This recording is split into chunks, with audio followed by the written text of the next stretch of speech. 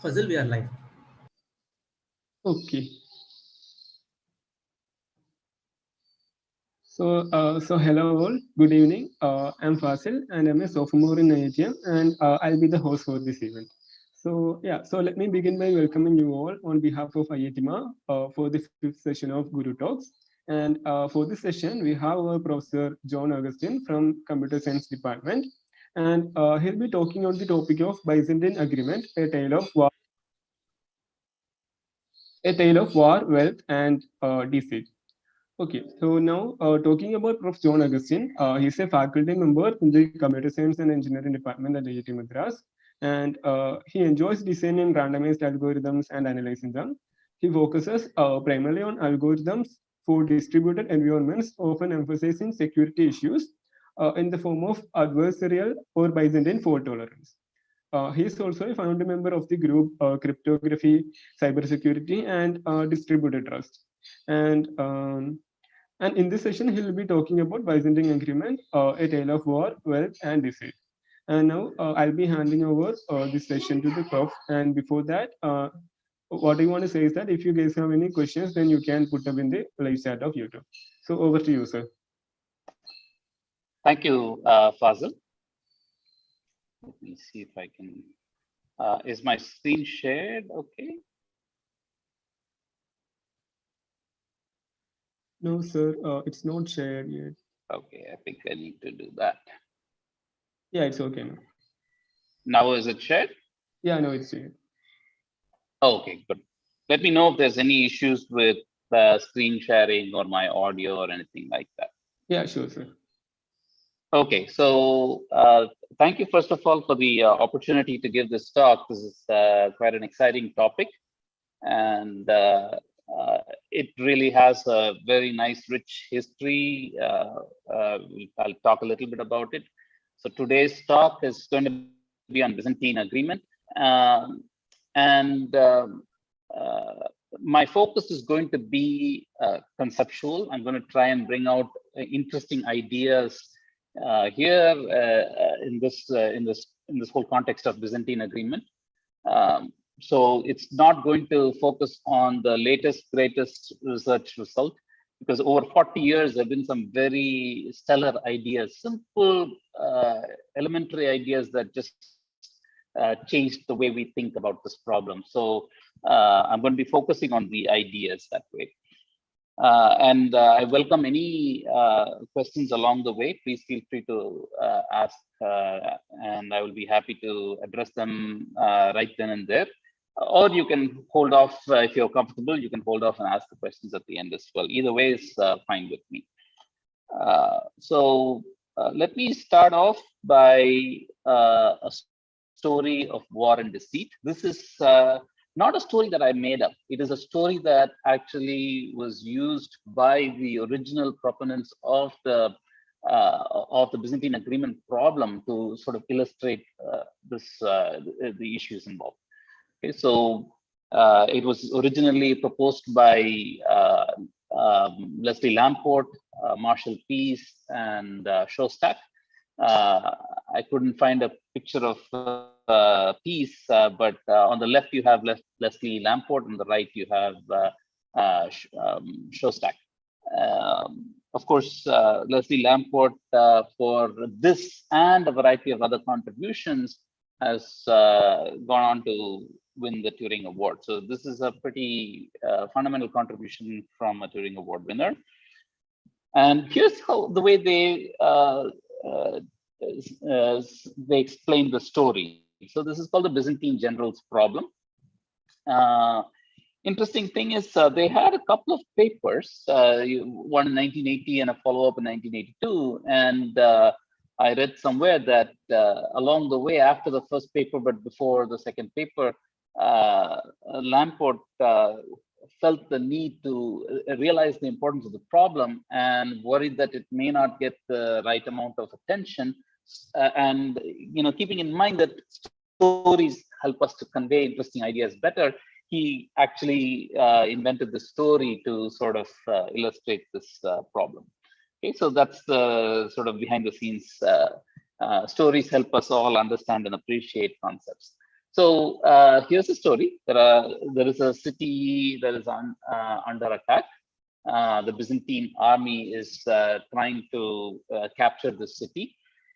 And the army comprises several battalions, each controlled by a general. And they're all stationed around the city.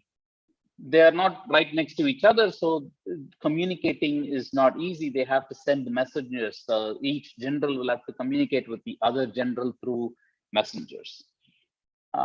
So they need to now come up with a plan. Should we attack or should we retreat? Is the city too strong? Is it too fortified, or are there some weak points where we can attack?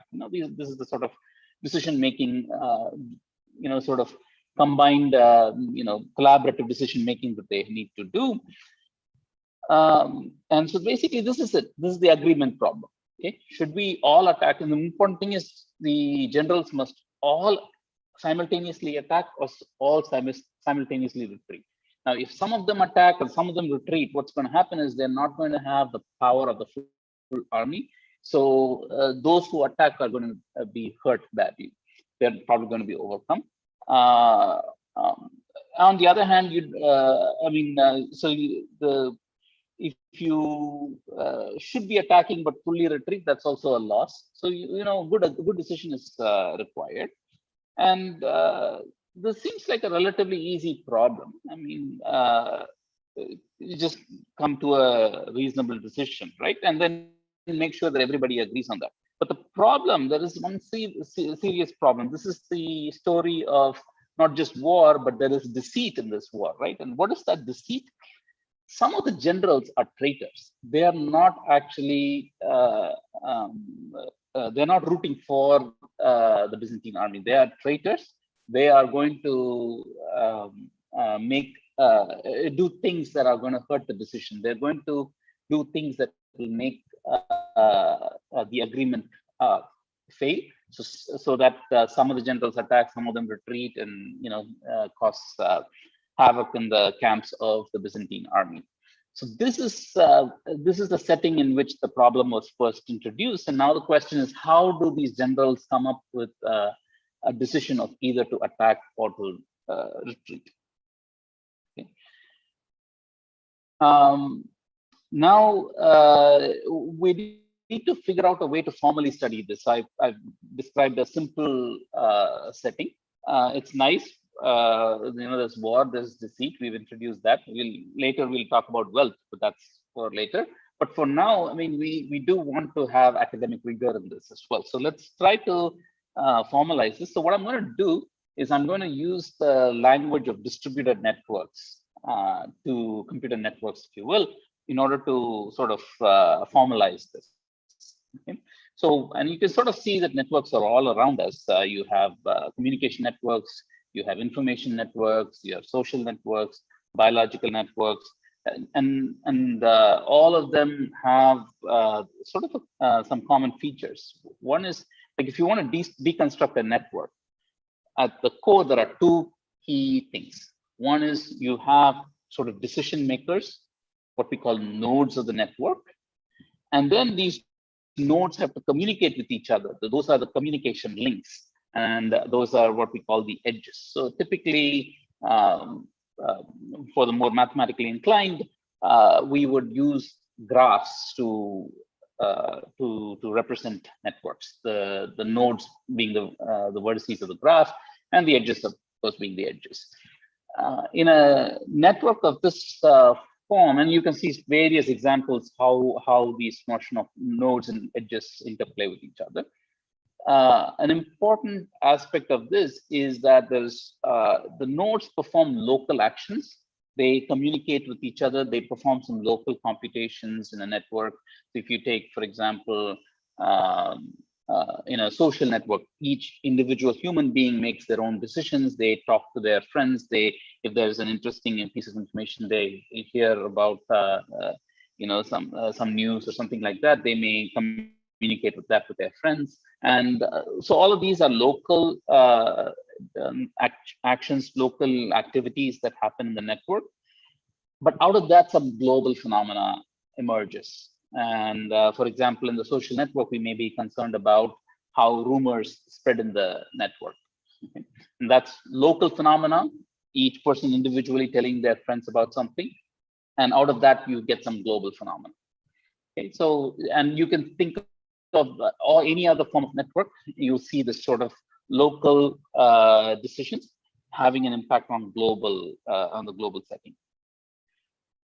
And in a network like this, you have to worry about how communications actually work. And you can sort of see that there are a variety of options on the plate. First of all, you have to ask how does the timing of the communication work. The simplest case is synchronous networks, where all the timing happens according to some sort of a clock. You can think of it as a conductor who gives a beat for the music, and in each bar of the music, if you can break the music into bars, in each bar you have like a combination of sending a message, then receiving a message, and so on. Asynchronous is where you don't have any such common clock. Okay, and partial synchrony is when you have something in between. Okay, so our focus is going to be on synchronous systems, but there's also been a lot of study on asynchronous systems and partial synchrony and things like that. So we're going to keep things very simple. There's going to be an assumption that there is a clock, a common clock that everybody sees, and messages and information. I mean, all activities are going to be controlled by that clock. Everybody follows the clock to do things. How do they actually communicate with each other? There's two options. Either you can send messages, or you can have some sort of a shared memory. I write it into the shared memory, then you can see what I wrote. So that way you can also communicate. But we're going to focus on the simple message passing. It also is faithful to the original story, where messages got passed by messengers on horseback. And then you have to worry about, can we broadcast messages so that if is it like a broadcast is like a loudspeaker system. If a message is spoken by one node in the network, everybody hears it, or point to point, where one node speaks and only the you can speak to one specific other node. You don't have to necessarily broadcast everything. And broadcast is also a question of global broadcast. Like, can I speak and everybody hears, or only my neighbors in the ones connected to my to me through communication links? All these options are there, and we'll typically in this talk we're mainly using global broadcast. Okay, what about some private some security issues? There are again options. You can have a proper secure system with what is called public key infrastructure, PKI, where everybody has a proper identity, they can sign their messages and so on and so forth. There's an intermediate, there's on the other end, extreme is there's no, none of these cryptographic protocols are available, which means that any message that I send to you will be visible to anybody else. Okay? That's the full information. So we're going to stay with the full information model. There's also in between where we have private channels, which means that I cannot sign my messages, but at least what I say to you is going to be private between us. So again, you see sort of like various options for communications. What we're going to do is in all of these options, we're going to stay with the simple case, just to keep the story simple and focus on the ideas. We're going to assume that the messages, communication is going to happen synchronously in clock ticks, and actual communications by message passing, typically broadcast. If it is not broadcast, I'll let you know. And we're going to assume full information for while communicating. So the messages are visible to everybody. So now I talked about networks where you see local decisions, and out of that local decisions, you see some global phenomenon, global order arising. And you see that all over the place. You see that in biological systems. You see that in democratic settings where we vote for a leader. So each individual make a decision, but then out of that we get a global outcome. And so we want to try and capture that essence. And the most basic problem that captures that essence is the agreement problem. You have a set of participants. Some of the participants are voting for, let's say, a bit 0. Those are the orange ones. And some of them are voting for bit 1. And they just need to reach an agreement on either bit 0 or bit 1. Okay? This is the basic agreement problem. And the Byzantine generals problem essentially is a formal version of it. Okay, so you sort of see this again in, like, for example, in hunting, animals need to decide which prey to take down. And why do we need this problem? It's great that it's there in biology. You can see this in a variety of contexts, but it's actually very, very important. So this is, now I'm going to start to touch upon the wealth aspect.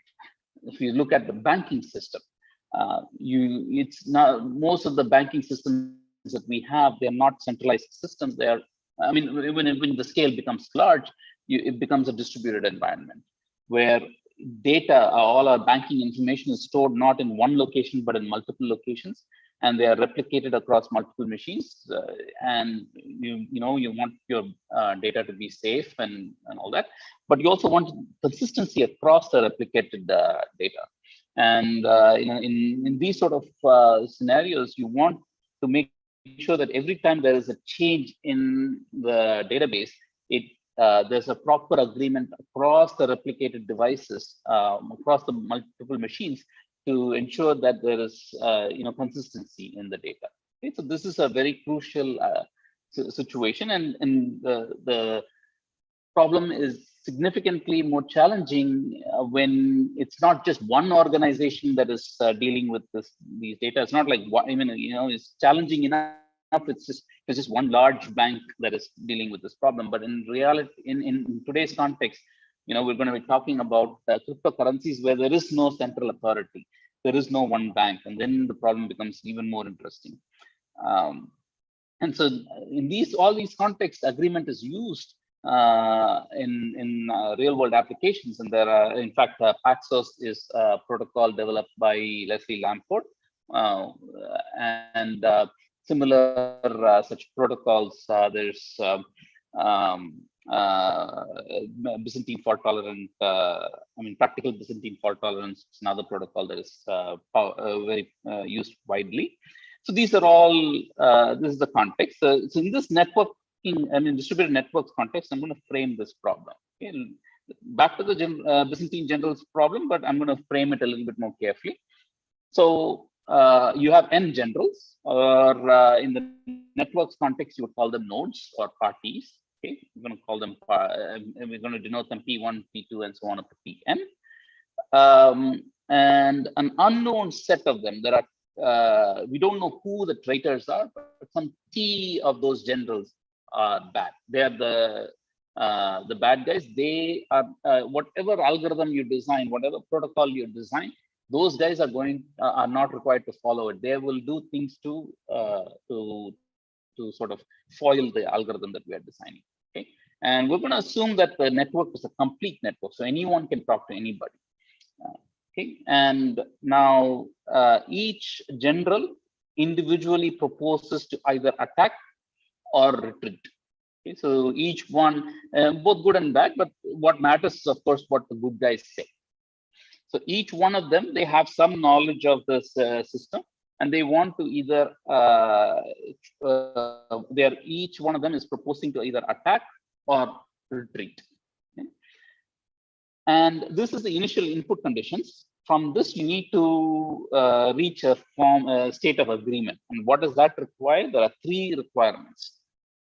First is a very obvious requirement. You want all the good generals to agree on the same thing. Either all the good generals must agree to attack, or all the good generals must agree to retreat. Okay? And importantly, you need the second condition, which is a little bit subtle. if all you want is agreement, it's very easy to solve this problem. You always, agree to retreat or always agree to attack. Then the problem is solved. But the validity is where things become interesting. If you decide to attack, then that means at least one good general must have proposed that attack option. Okay? Similarly, if you agree to retreat, that means at least one good general must have proposed to retreat. Okay? So this is the validity thing. So in other words, when all good generals propose something, you cannot agree on something else. Okay? And that's a very reasonable requirement. That is where things become more challenging. And of course, you need to, this protocol, whatever agreement needs, we need to reach that within a finite amount of time. That's the third condition. So this is the formal problem. So we have the initial conditions and the requirements. We have to worry about, remember, we have T Byzantine nodes. I mean, these bad malicious nodes are called Byzantine nodes. And how much control they have, what can they do? That's what we, so you can think of those Byzantine nodes as being orchestrated by one really bad guy, the adversary.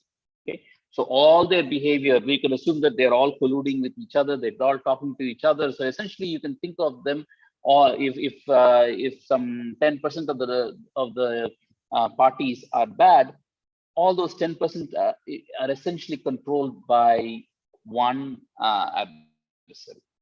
So what could be the nature of the adversary? Again, you have a variety of options. You can have adaptive adversaries where you, over time, you sort of, the adversary is so powerful that the adversary can decide which of the nodes are bad over a period of time, and it can see how the protocol develops and then decide to corrupt nodes over a period of time. Non-adaptive is the simpler version. We're going to focus on the non-adaptive case, where the adversary needs to pick the T bad nodes right at the beginning. He cannot pick over a period of time. He cannot see how the protocol is progressing, how the algorithm is progressing, and then decide to corrupt nodes. So we're going to stick with a simple case where the adversary is non-adaptive. The other option is the adaptive. The adversary going to be rushing or non-rushing. Rushing is the case where the adversary gets to see all the activities of the good nodes. So remember, all the activities are going by clock tick. It's a synchronous system. In each clock tick, if the adversary can see what all the good guys are doing and then make the decisions for the bad guys based on what the good guys are doing, if you can then craft the messages to be sent by the bad nodes after seeing the good nodes, what they are doing, then that's called the rushing adversary. The non-rushing is you don't get to see what the good guys are doing and you have to make your decision. Okay, so we will assume, in fact, the rushing adversary. If not, I will let you know. Okay, so this is the basic context. So let me just quickly go over it again. So there are some initial conditions. Everybody has, there are n generals, T bad guys. They all have either proposing to either attack or retreat. They need to reach agreement on one of them, and they need to do it in a valid way. And despite the presence of T bad nodes, T Byzantine nodes, and the Byzantine nodes can have, are controlled by one Byzantine adversary. Okay. So let me now move on to some, okay, so hopefully the problem is clear. What I want to do is bring out some fundamental limitations of this problem. Okay. It's very interesting fundamental limitations that you can sort of see. And the first one is the following. The Byzantine agreement is impossible if the number of bad nodes T is at least n over 2. And this is going to be true even when you have, when the good nodes can use any sort of cryptographic communication. Even with PKI, when the number of bad nodes is more than n over 2, agreement is impossible. Okay, and it's not very difficult to see. So I'm going to actually work through the proof of this. And we're going to use what is called an indistinguishability argument. Okay. Now assume, for the sake of contradiction, that there is a protocol that can solve Byzantine agreement even with n equal to 2t nodes or parties. Okay, n equal to 2t, which means half of them are good, half of them are bad. And consider how this protocol might execute. And we're going to first look at two different executions. This is the first execution we're going to look at. In this execution, you have your parties P1 to Pn. We're going to partition them into two equal halves. Okay. The first half of them get, they're proposing the, let's say the value 0. The second half is proposing the value 1. And in this execution, there's no corruption at all. All of them are good, let's say. And now if you look at it, they have to all reach an agreement. Either all should agree on 0 or all should agree on 1. Let's without loss of generality, let's assume that the agreement is this is a complete without loss of generality thing. They are agreeing on 0. Okay? So because the agreement property has to be satisfied. Okay? Hold this thought. Now let's look at the second execution. In the second execution, again, you have two sets, equal size sets. Now, but all of them are proposing 1. Okay. But here's the thing. The adversary, right in the beginning, remember this is the non-adaptive case, right? The adversary corrupts the first, half. The set S0 is completely corrupted by the adversary. Remember, the adversary can corrupt up to t nodes. And now all of them, what does it mean to be corrupted in this context? The adversary is going to do something very simple. It's going to just tell all of those nodes, act like as though you had a 0 in the 0. That's all. So all the bad nodes will act like they had a 0 instead of 1. Now here's the thing. What will the agreement be at this point? If you look at it from the viewpoint of S1, there is absolutely no difference between the execution E1 and execution E2. In E1, they didn't know who's good or bad, right? They are just seeing all these nodes, the first half saying 0. In the second one also, they are seeing the first half saying 0. And remember we agreed that in the first half, the output was 0, okay, without loss of generality. So now what will happen? The same is in completely indistinguishable executions, right? So the second, what will the good nodes do? They will decide on 0. Okay? And now what does that lead us to? It leads us to a violation of the validity property, because if you look at the second execution, all the good nodes actually proposed 1, but the decision value was 0, and that is not one of the values proposed by the good nodes. So this violates the validity property. And so this protocol pi that we originally started off with would not be a correct protocol. That's the conclusion.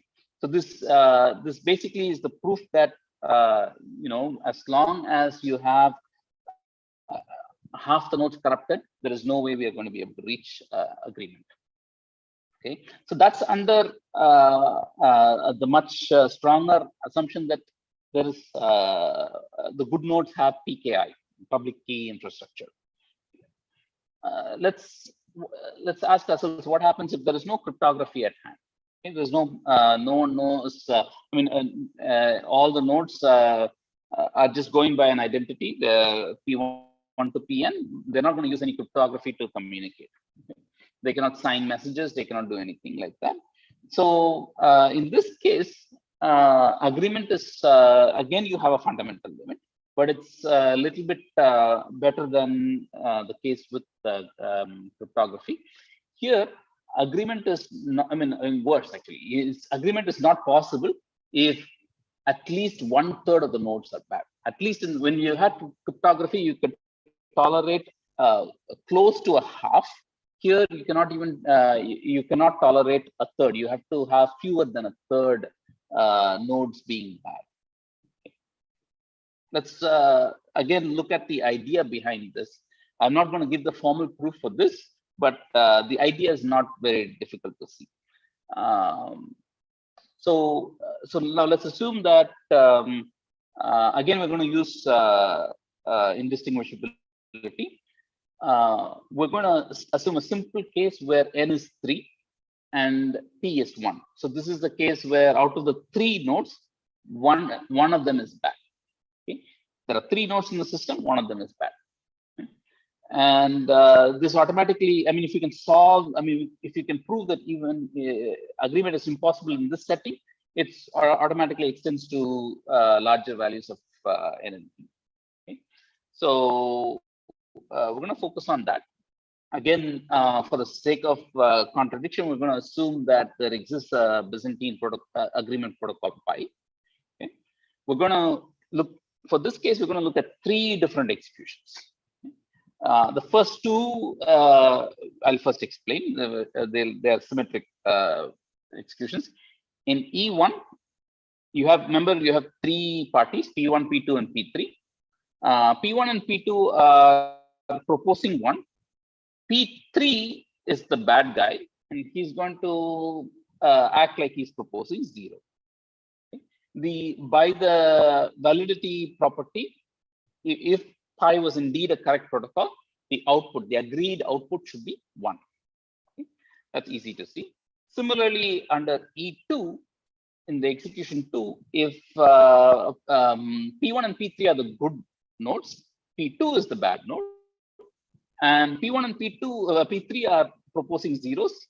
P2 is acting like he's proposing 1. What should be the outcome? It should be 0, because both the good nodes are proposing zeros.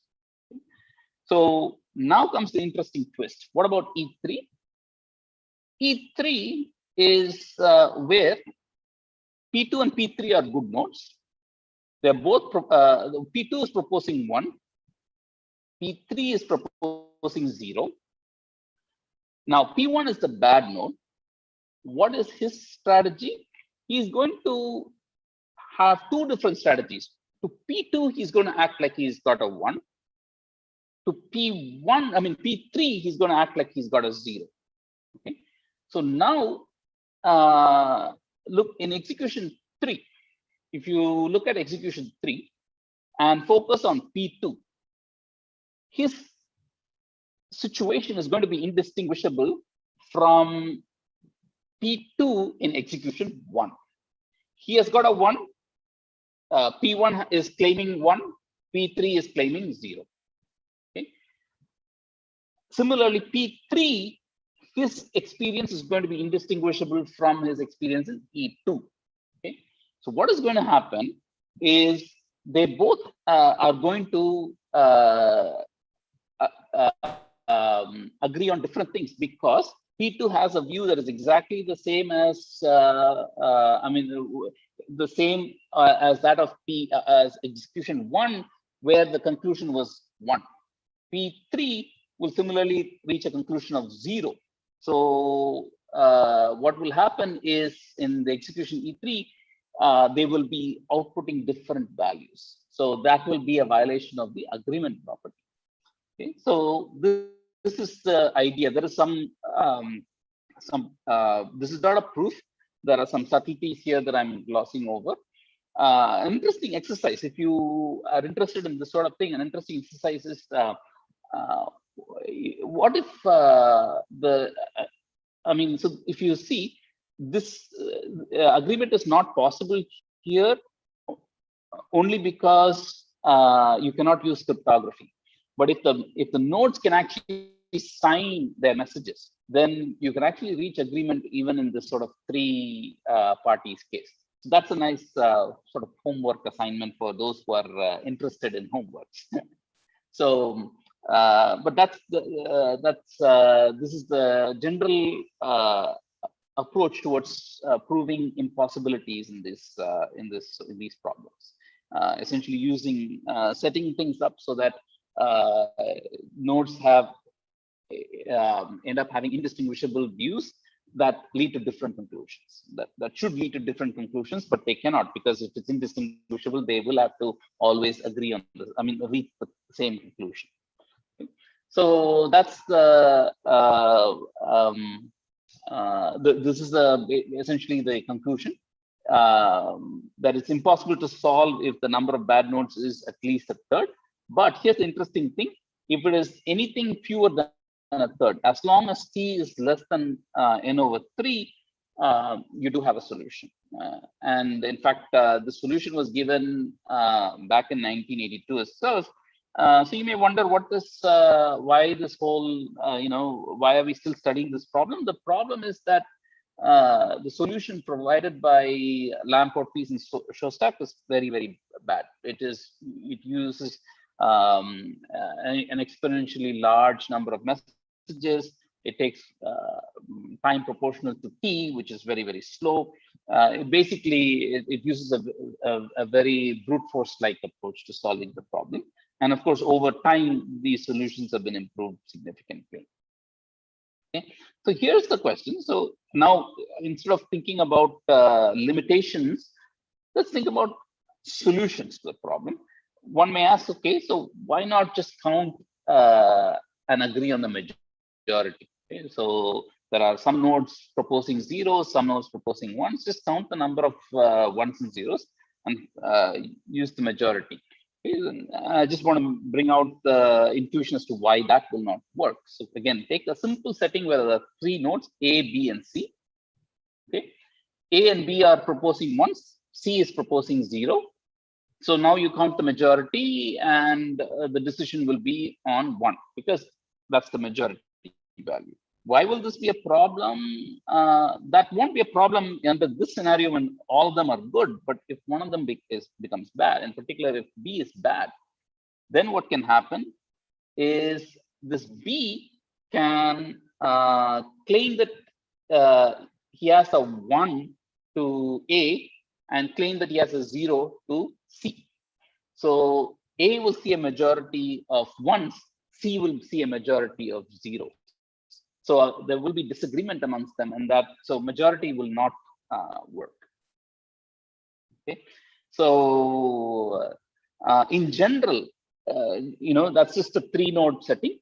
In general, if you look at just counting the number of zeros and ones, let's say the left extreme is when no one is proposing ones, all are zeros. And if you just count the number of ones, on the right extreme will be the case where everybody is proposing ones. Let's say that the arrow points to the true number of ones proposed by the good guys.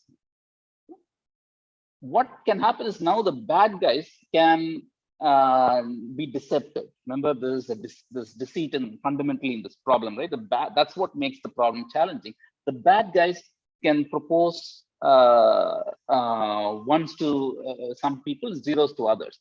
So they can if they propose ones to some subset of nodes and zeros to others, they can actually cause confusions.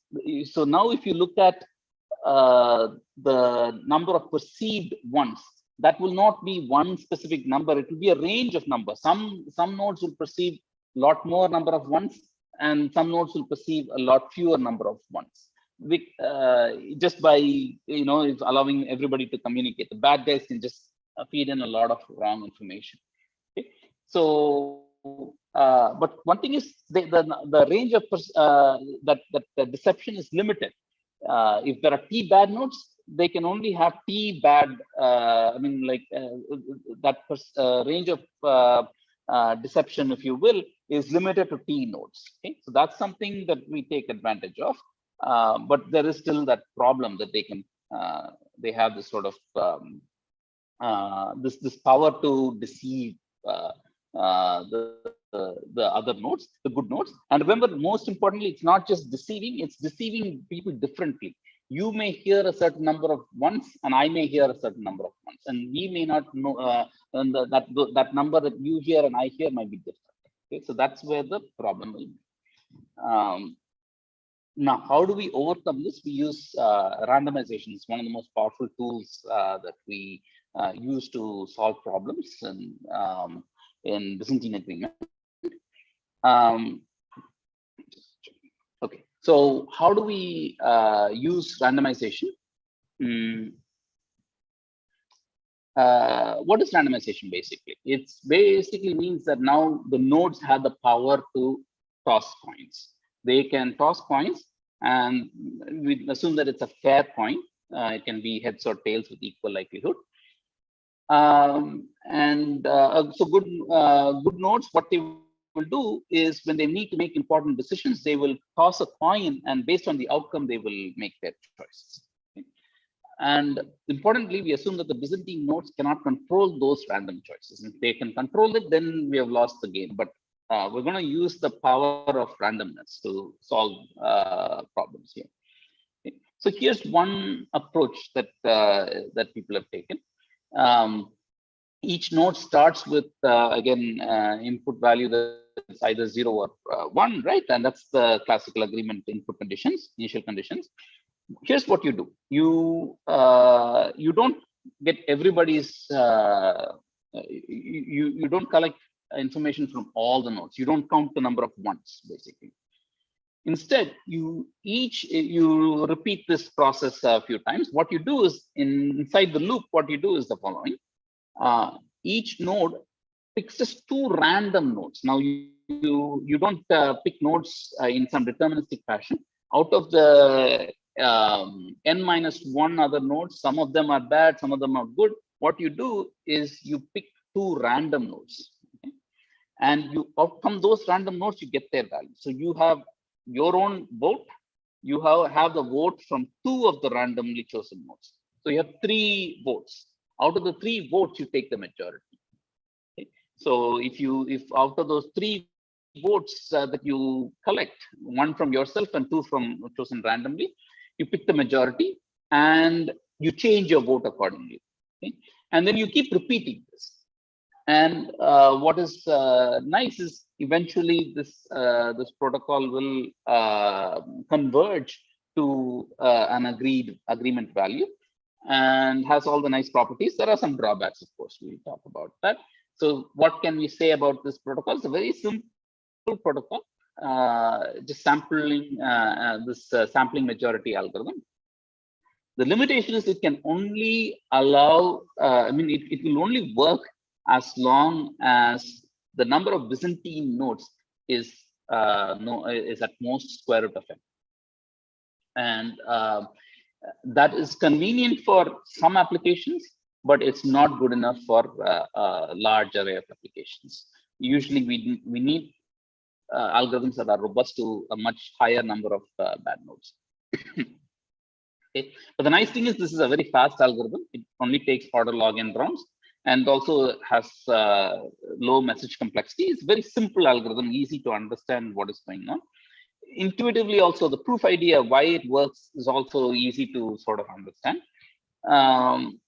And remember, there is only square root of n bad nodes, which means that the extent to which the bad nodes can deceive you is only limited to square root of n.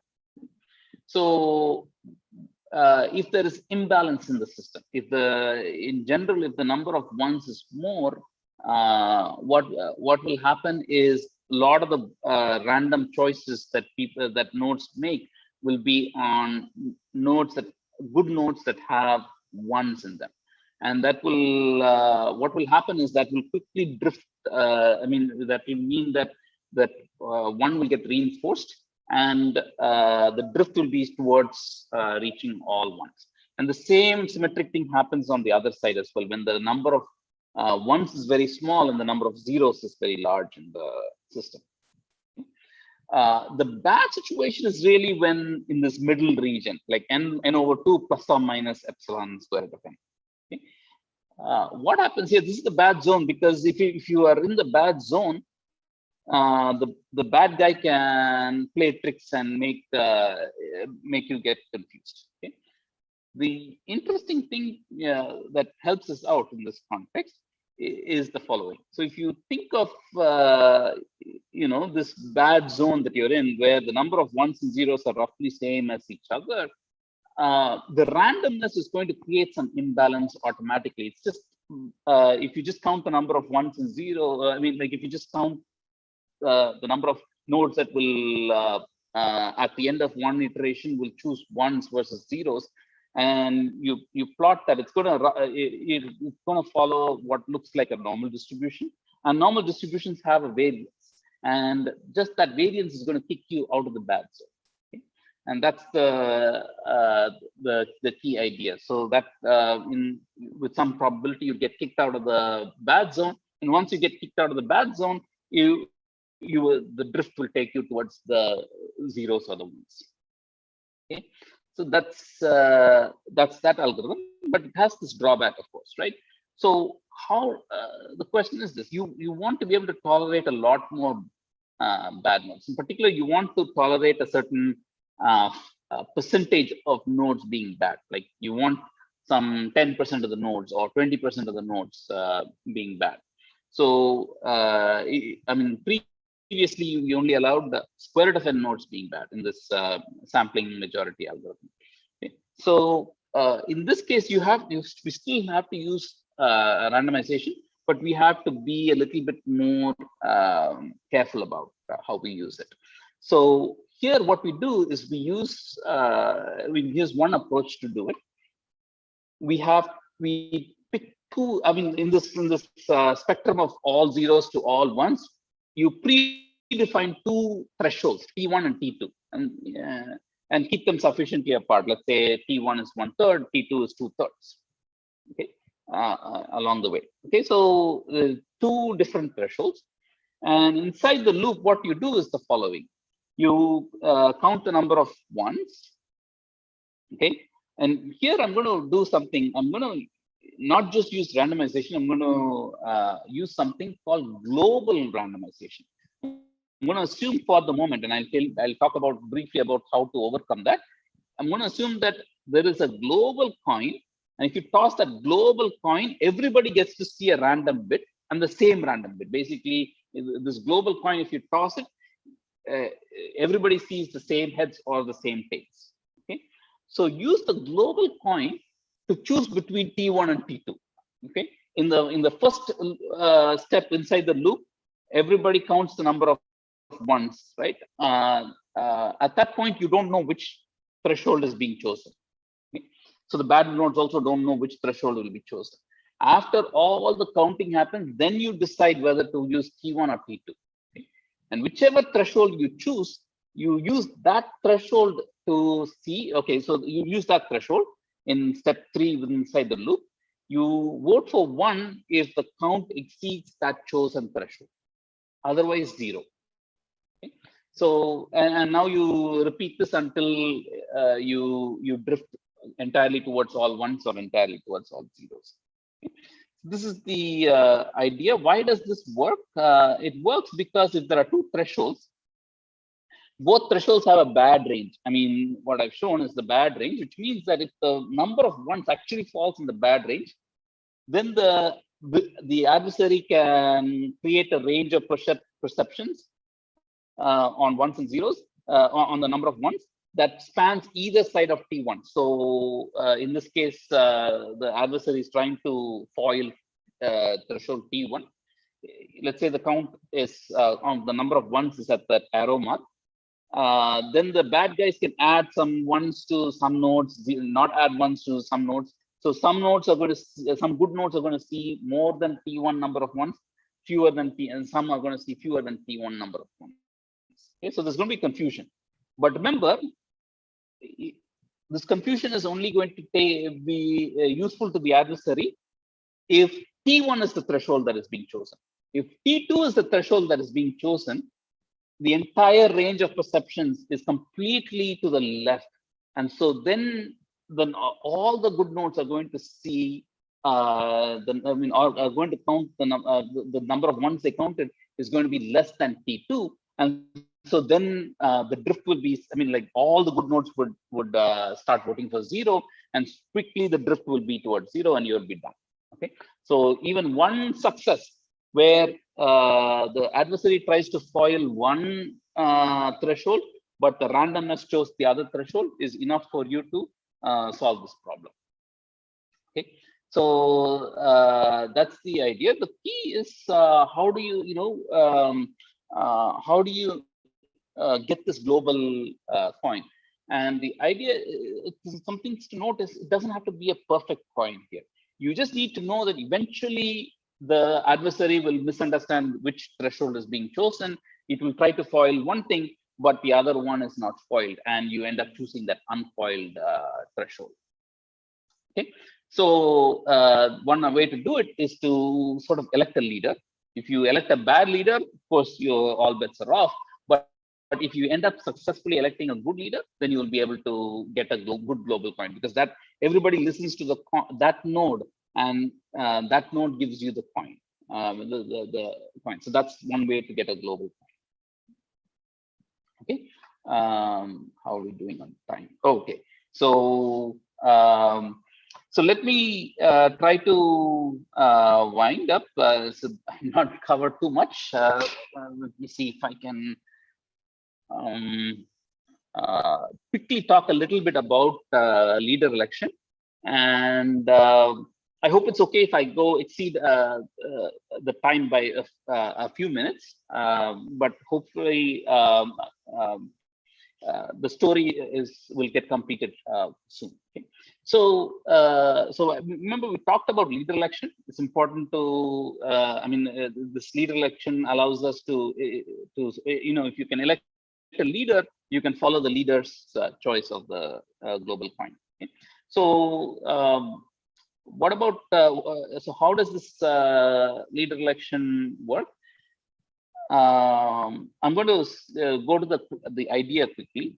I'll provide two different algorithms for leader election, but just focus on the ideas. The first is called the baton passing algorithm. Okay, you have n nodes. The goal is to elect a leader that is good with some probability. Okay. So you start the baton at some arbitrary node, and that arbitrary node can be bad, but you force the guy to always any node that gets the baton should pass the baton to somebody else. Okay? And you force that. You require good guys or bad guys. Everybody has to do that. The good guys are nice in the following sense: they will always pass it to a node that has not yet seen the baton, and among those, the good guy will always choose one uniformly at random. Okay, so the baton will keep going. The bad guys may try to pass it to some. Everybody is forced to pass it always to a node that has not yet seen the baton, but the good guys will always pass it to a random such node. And when you think about it, so when do you stop? At the end, whoever has the baton, that guy is the leader. When you think about it, what the bad guys will want to do is they will want to hold the baton at the very end. So one of the it is in their interest to ensure that the baton ends on a bad node, because then that node will be the leader. So what will they do? Early on, they will always try to pass the baton strategically to a good node. Remember, all the bad nodes know who is bad, so they also know who's good. So they always will try to pass it to a good node. But if it goes to a good node, the good node will always do the right thing. It will be passing it to a random node, and then that way the bad nodes will get eliminated. Okay, and so at the very end, there's a good chance that the baton will be will land on a good node at the very end. That is true, but only if the number of bad nodes is not too many. So the claim is that it will lead to a proper leader election only when the number of bad nodes is not linear in n, but n divided by log n, Cn divided by some log n. Okay. Only then this will lead to a proper leader election. This then there was a this was one of the first few ideas in leader election. The second beautiful idea is called the lightest bin protocol. Very beautiful idea. Here again, let me just focus on the ideas. You have some, there are you create some bins. Okay, so let me see if I can go to the protocol. You create some number of bins. And now you force every node to go to a bin. The good nodes will choose a random bin. The bad nodes will try to strategize. Okay? And here's the thing: you eliminate, you pick the bin that has the fewest number of nodes in it. Okay? All the others are eliminated. Okay? Then you recurse with just those nodes that chose that bin. So this is called the lightest bin protocol. Why is it good? Just look at the, I mean, what does the bad guys do? They will look, I mean, this is we are assuming the rushing adversary, which means they can look at what the good guys do.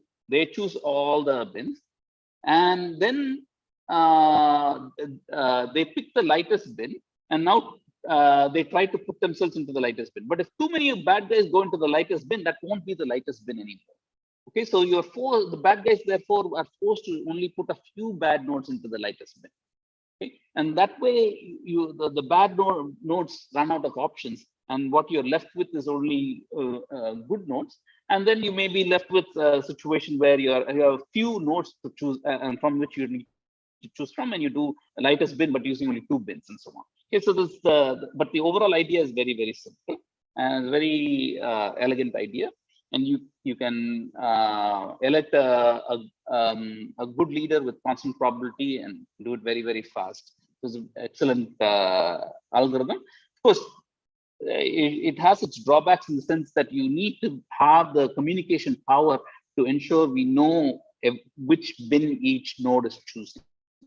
So, which means it only works under broadcast. It doesn't work when nodes can lie about which bin they chose. Okay. So that's the level of ideas.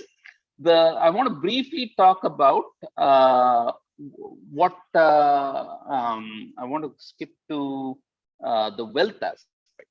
Okay, so I want since 1980 this problem has been studied heavily, and then came a very important application where the problem has suddenly received a huge fillip. It has become very, very important, and that's the introduction of cryptocurrencies, especially the what I call the Bitcoin era, starting from 2008. And of course, in the early stages, we didn't realize how interesting and or important cryptocurrencies will be. But suddenly from 2016 onwards, the value of each Bitcoin has skyrocketed. Now it's at like, each Bitcoin is at like something like 27 lakh rupees. That's after a dip, by the way. We don't know what the future holds for cryptocurrencies, but the key principle underlying cryptocurrencies is agreement. And it's easy to see why. Everybody has to agree on who owns which Bitcoin. Okay?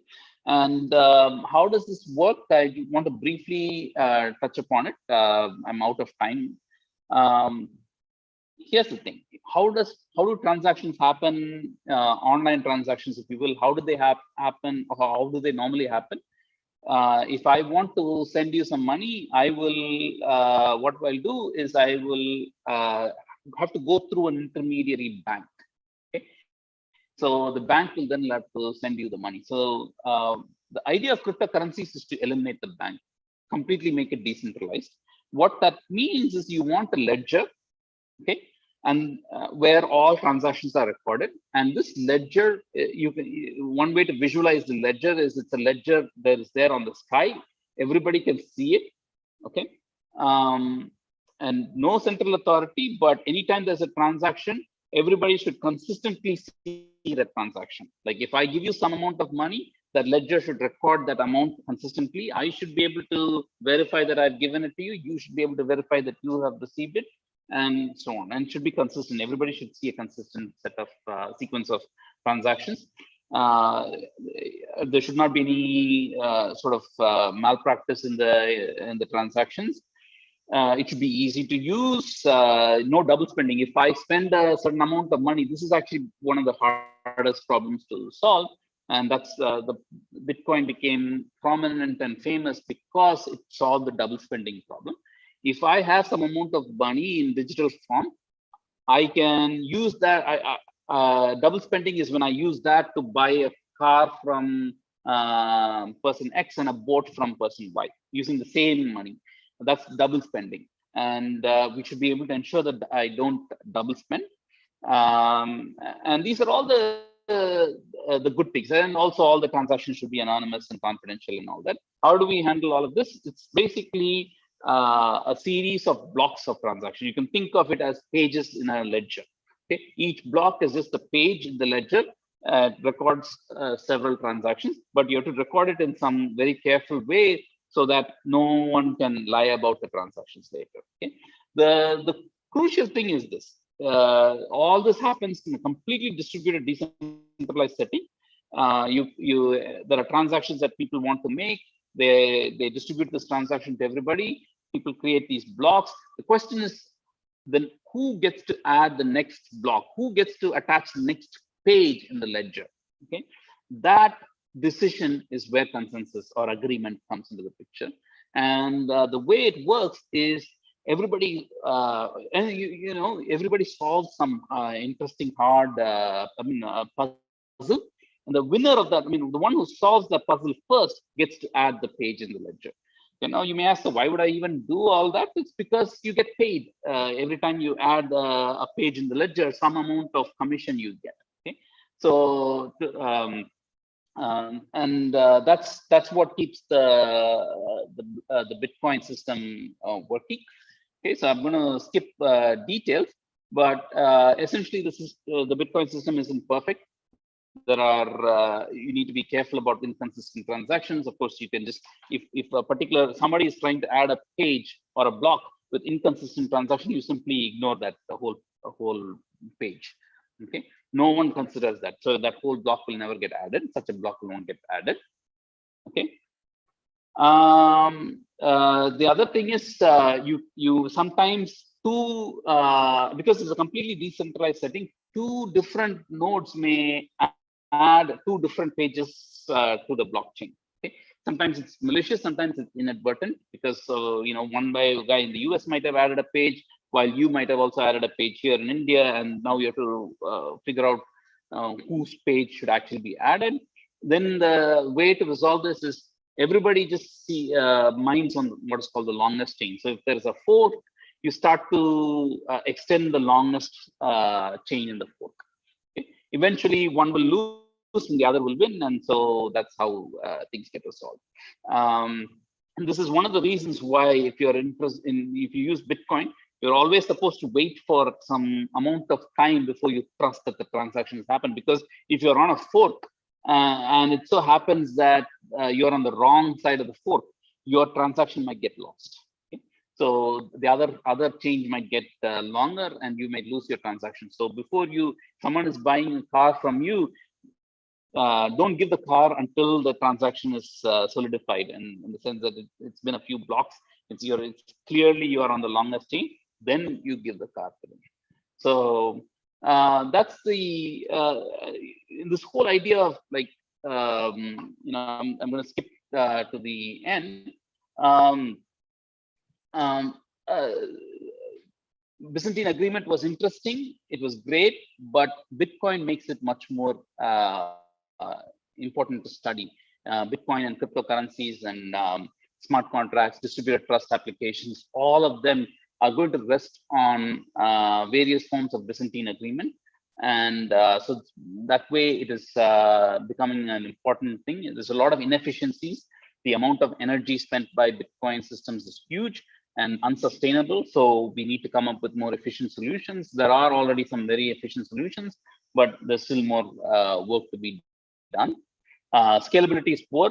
All the cryptocurrency systems that we have is just very small. If you want it to be adapted by the entire globe, something like the way the internet has been adapted by the entire world, adopted by the entire world, that that level of scalability, we are nowhere near that. And we need to work towards that. And so that's an interesting questions that I'm trying to, that I'm interested in, and many others are also interested in that. So you want efficient algorithms, applications, and so on and so forth. Okay. So with that, I want to conclude my talk. I want to thank people. I've used slides made by others. I want to thank all of them. And I also want to apologize for running over time. Thank you for your patience. I'll be very happy to answer some questions. Thank you, sir. Yeah, so one of the questions which we have is that, yeah, how is this how is this Byzantine agreement affecting the blockchain network? Oh, this is fundamental, right? This is I skipped a whole bunch. I ran out of time. I apologize for that. Bitcoin works by recording transactions, and let me illustrate one. Oops. Yeah, let me just illustrate one way in which attacks can happen by bad guys. Okay, let's see. Yeah. Okay. Yeah. So this is the thing. So now let's say that this is the sequence of blocks. Okay. Focus on that blue transaction. In each of those circles is a transaction. Focus on the blue transaction. Let's say that that's the transaction where I claim to have given you some amount of money. Okay. And I've gotten the car from you for that. I'm buying your car. Okay. I'm given that amount of money to you. That's the transaction. Now I'm a bad guy. What do? This is where the Byzantine agreement shows up, right? I'm a bad guy. I happen to have a lot of computational power. Remember, agreement here is tied to solving puzzles, mathematical puzzles, or cryptographic puzzles, if you will. It requires a lot of computational power to solve it. Okay? And let's say I'm a bad guy and I happen to have a lot of computational power. What I will do is I will not mine on the long chain. What I will do is I will start adding pages to the ledger, starting from the block before the blue one. And the same money that I spent to buy the car, I remember if I start from the page before that, that money still belongs to me at that page. So then I can use that that money to buy a boat from another friend of mine. Okay, and then how do I deceive you? I put in a lot of effort, and instead of binding on the longest chain and extending the longest chain, I will start extending this chain and make this the longest chain. And then I will release all these blocks to everybody. All the whole world will see that there's a fork, and they will start mining on the long chain. And those two blocks that are there, they'll become dangling chains that will not be considered to be part of the blockchain. What does that mean? I have essentially done a double spend attack.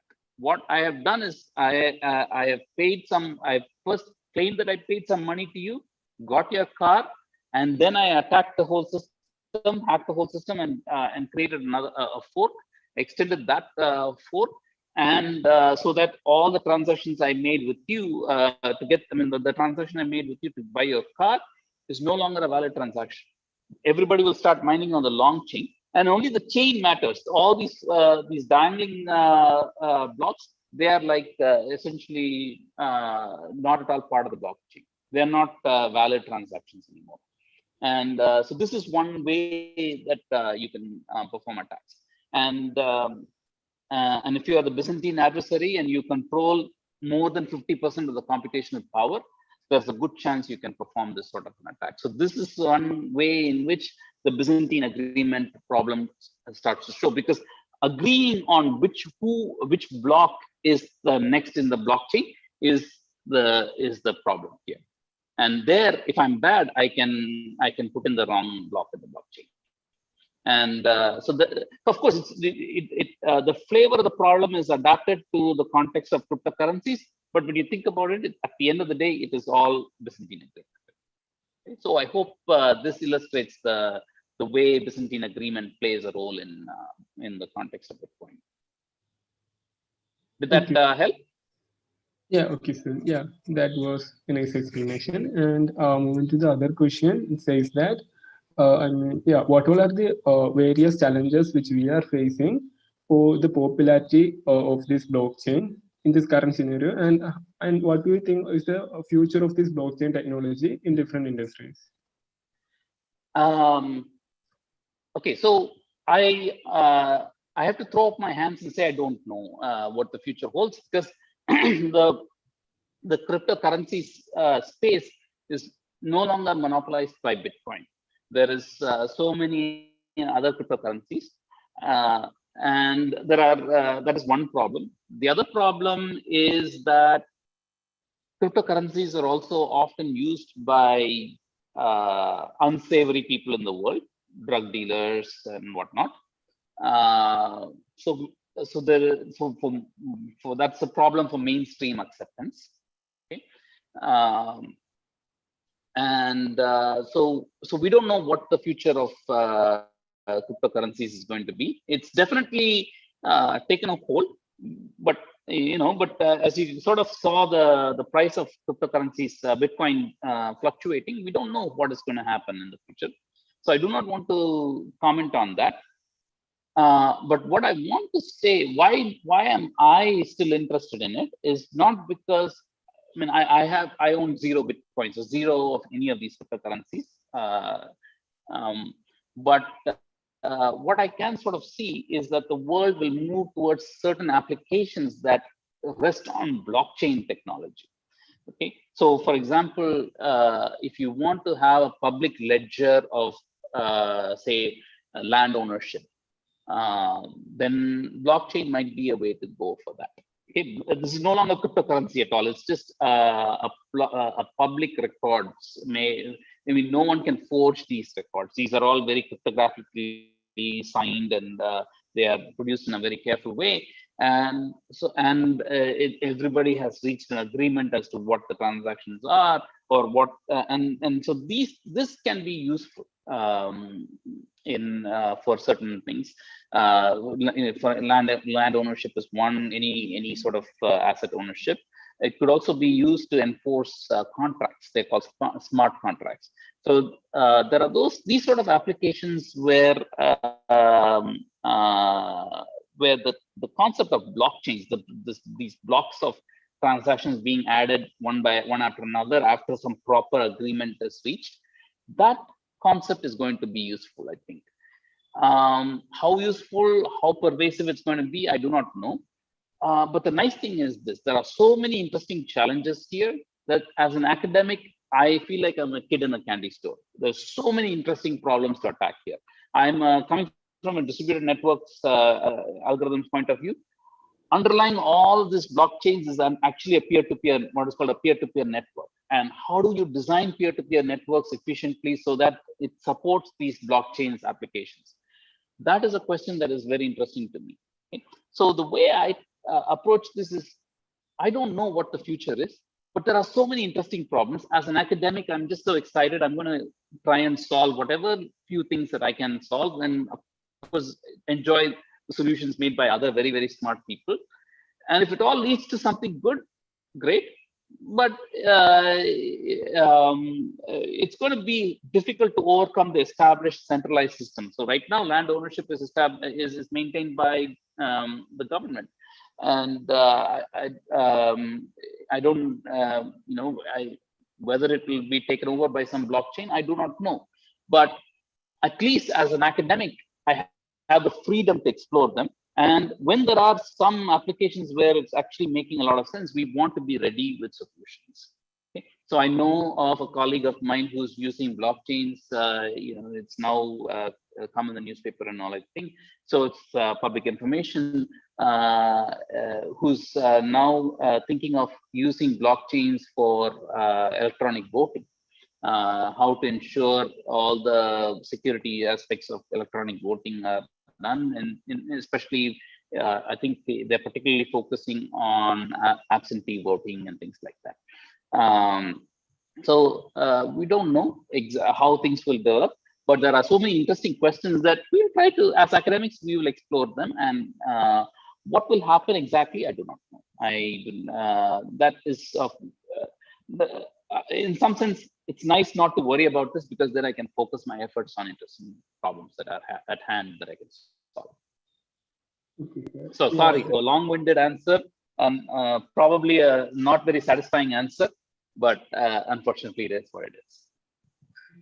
yeah, it was insightful, sir. And yeah, and that's the end of the questions. And yeah, so to conclude, I would like to thank our speaker, Prof. John Augustine, and all those who attended the session.